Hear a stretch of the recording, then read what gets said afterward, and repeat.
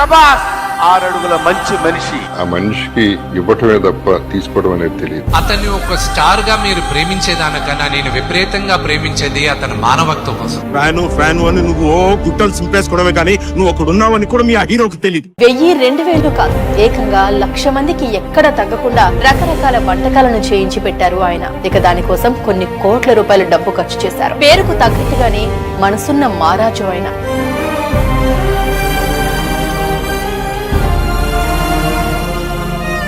Shooting ఆపేసి బసవతారం హాస్పిటల్కి వచ్చి వాడి దగ్గర గంట కూర్చున్నాను. ఒక క్యాన్సర్ పేషెంట్ కి ముద్దు పెట్టాడు. అటువంటి స్టార్ ఇంకా ఎప్పుడు మనకు దొరకడం. ఆయన 2 గంటల్లో చచ్చిపోతానన్న వ్యక్తి 20 రోజులు బతికాడు.